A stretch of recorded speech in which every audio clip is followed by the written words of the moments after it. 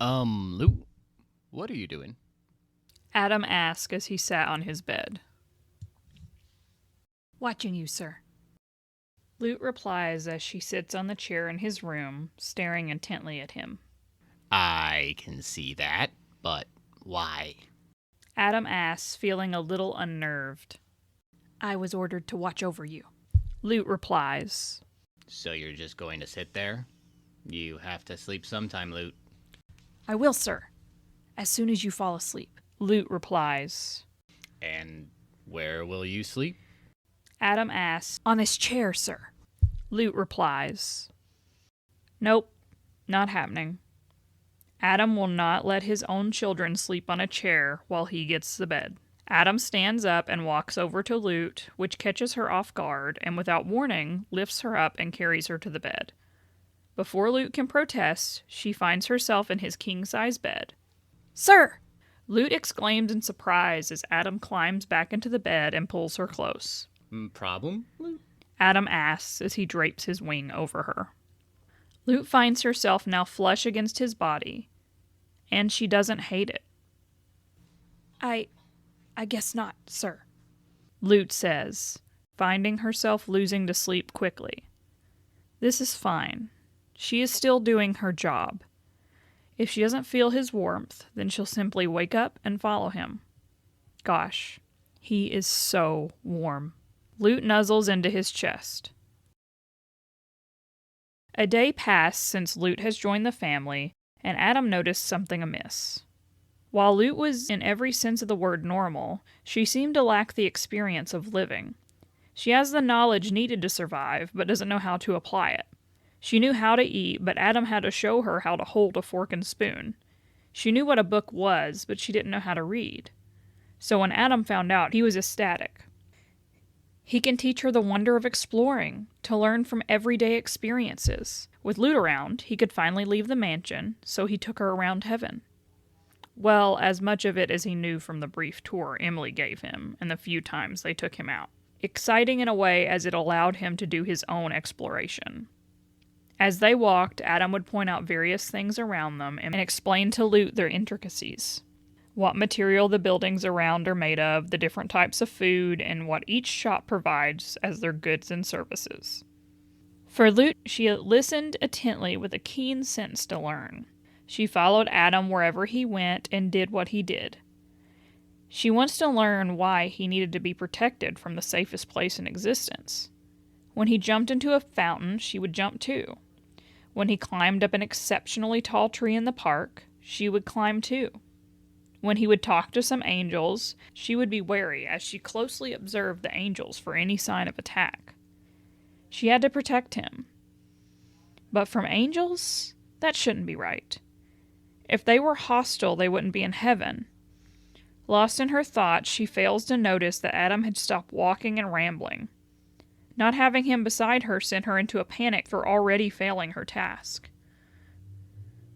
She quickly turns and sees him staring at the pearly gates. Ensure that he never leaves heaven. Sarah's orders play loud and clear in her mind. She dashes over to Adam's side, ready to stop him from leaving as he tries, but what catches her off guard was that he didn't seem to have any intention of leaving. It was like he was waiting for something or someone. Sir? Lute calls out as she tugs on his sleeve. As if bolted from a trance, Adam shakes his head and looks back at Lute. For a brief moment, she caught a glimpse of a longing expression. Sorry, Lute. Got distracted. Anyway, let's continue the tour. Adam ushers her forward, quickly donning a smile once again. Back to pointing out the various observations he made along the way. In that brief moment, Lute understood now why Adam needed protection. After searching through her extensive knowledge that Sarah had implanted in her, she recalls that Adam's ex-wife Eve is in hell. She also recalls that Eve betrayed Adam after years of commitment. Logically, Adam should want nothing to do with her, but just today alone, Lute knows that Adam doesn't always follow logic. She has to be his sword and his shield, to protect him from the outside threats and to prevent him from self-destructing. The duo soon happened upon Michael's training grounds, and all of a sudden it hit Lute. She has never held a weapon before. How could she be expected to protect Adam when she herself is defenseless? She knew martial arts, but did she know how to use them? She knew the various fighting forms, but can she apply them perfectly? She was barely able to hold utensils until she had Adam's guidance. Adam notices a look of conflict come across her face. He sees her eyeing the various weapons lining Michael's training ground walls. Perhaps much like Aklama, she wishes to train and hunt. Sarah did tell him she was molded in Aklama's image. Would you like to spar with me, Lute? Adam asks. Spar? But, sir, I shouldn't be hurting you. Lute is flabbergasted at the very thought of hurting the one she was meant to protect. Hurt? Adam scoffs and chuckles. I'd like to see you try. I'm not some chicken who runs away from a fight. In fact, I believe, no, scratch that, I know I can beat you. Lute won't stand for this.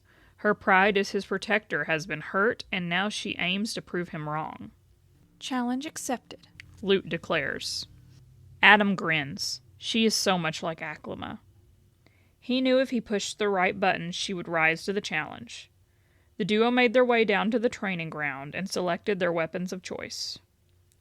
Adam chose a spear. While not his preferred choice, it was the first weapon he ever used, and it gave him a feeling of nostalgia. As for Lute, she chose a sword. She felt drawn to it, and when she held it in her hand, it immediately became an extension of her body, as if she reclaimed a lost piece of herself. A few test swings, and she feels as if she has wielded this sword for eons. Adam doesn't stand a chance. Lute thinks. She raises the sword, and with a gesture from Adam, Lute charges forward. Michael was surprised to hear the clash of weapons coming from his training grounds. Going down to the training grounds, he was surprised to find Adam and an unknown angel sparring. Adam with his spear was basically dancing around the unknown angel. His years of experience on Earth speak for itself. As for the other, she wielded the sword perfectly, straight out of a textbook. However, this made her predictable. Every strike and slash was easily parried and dodged by the more experienced opponent. As the battle dragged on, it was clear that she was becoming increasingly frustrated and quickly lost her stamina. Adam, on the other hand, has never made a move to strike her, letting her attack with all her might. It was clear who the victor is, and as if to cement the expected outcome. Lute makes a jab at Adam, who dodges to the side and using his feet trips her up, causing her to fall flat on the ground. As she turns around to get back on her feet, she finds the end of Adam's spear pointing at her neck. Michael was impressed. While Adam may be off the table with Sarah keeping a close eye on him, this other angel may be useful. The sound of clapping can be heard as Michael flies down to the training ground and lands in front of the two combatants. That was an impressive display of your combat prowess. Both of you. Michael says as he eyes Lute. Something about this angel was off. Her aura tells him that she is heaven-born, but her features were like that of a human. Little to no angelic power, and only 2 wings like Adam. The most obvious difference was that she had a black halo. Michael turns his attention to Adam. Wow, you have certainly shown off your skills. I would like it that you inform me in advance when you wish to use the training grounds, Adam. Sorry, Mikey. I'll do so next time. Adam replies. And who might you be? Michael looks to Lute. I know nearly all the angels in heaven, but you are certainly new and unique. Lute quickly stands at attention and announces her name. My name is Lute, sir. I'm Adam's guardian angel. And you are heaven-born? Michael inquires. Yes, sir. I was created from Sir Adam's feather. Lute replies. Yeah, apparently Sarah made her to be my protector. Else I wouldn't be allowed to leave the house. I still think it's silly to need protection in heaven, but I'm glad she did. It was a lot of fun. Adam praises before giving her a smug look.